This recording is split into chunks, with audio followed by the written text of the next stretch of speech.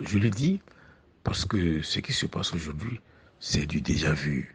C'est du déjà vu. Mais vous regardez, imaginez le, le parti CUT et la Juventus.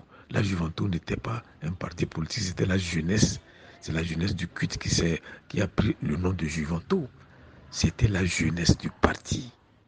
Vous voyez. Mais je suis déjà intervenu là-dessus. Monsieur Olympio allait déjà à l'ONU pour défendre le Togo, seul en 47. Tout seul. Il allait en 47. Alors que les Français ont fait monter le Parti de Progrès et l'UCPN, mais eux, ils allaient en délégation forte devant la commission de l'ONU et ils déclaraient là-bas que voilà, que les Olympios, c'est une minorité d'agitateurs, que c'est eux qui représentent le peuple. Vous voyez. Alors, M. Olympio a voulu que ceux-ci soient nombreux. Il a permis, c'est lui qui a accepté que la jeunesse de son parti devienne un parti politique, la Juventus.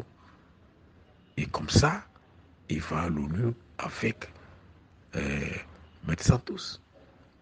Tu comprends? C'est comme ça s'est passé. Et cette jeunesse du culte était très nationaliste, progressiste, patriotique.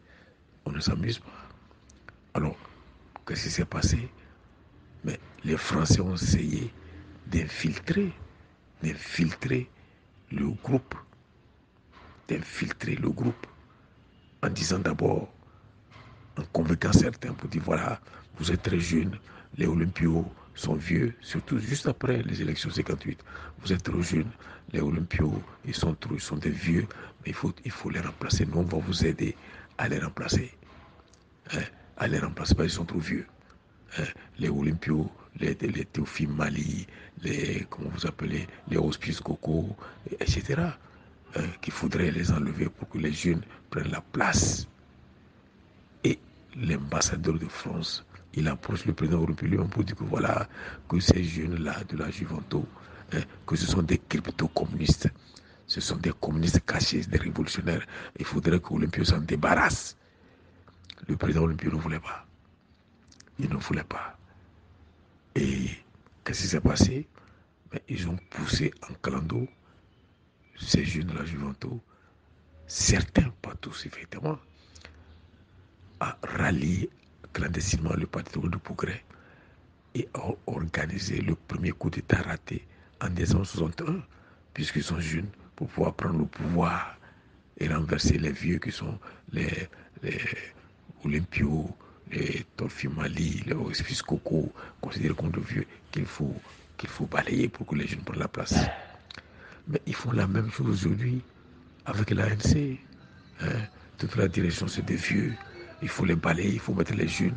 On a déjà vu ça. On a déjà vu ça.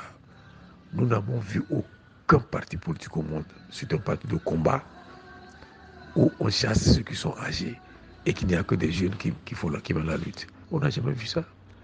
On n'a jamais vu ça. Mais on présente la situation aujourd'hui. Ce n'est pas une guerre, une lutte contre le régime dictatorial. C'est une lutte de génération. C'est les jeunes contre les vieux. Pour faire la diversion, pour susciter l'appétit de certains jeunes qui sont trop cassés pour aller à la table pour manger. On ne met pas encore là. C'est la même chose qu'ils font aujourd'hui. Mais ils ont tout fait. Ils ont tout fait pour diviser la Juventus. Et certains ont rejoint le groupe autiste qui a tenté d'assassiner Olympio en décembre 61. Certains étaient dedans. Vraiment, ce premier coup de ça n'a pas marché, mais le second a marché et certains, nombreux de la Juventus, comme ils s'est jamais mangé, ont rejoint les putschistes et puis ils sont devenus des ministres, des responsables de cela. C'est le même Tima qui se prépare aujourd'hui. Il faut renvoyer les vieux par les jeunes.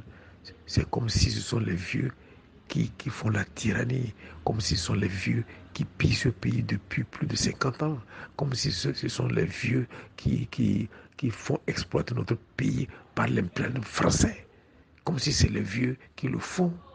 Ce n'est plus un régime qu'il faut combattre, c'est une génération qu'il faut combattre. Mais nous connaissons toutes ces stratégies depuis longtemps. Vous comprenez? Même quand on dit, voilà, aujourd'hui, je prends le cas de l'ANC, mon parti. Voilà, il est divisé, il y a des jeunes qui ne veulent plus, et patati patata, il y a une crise.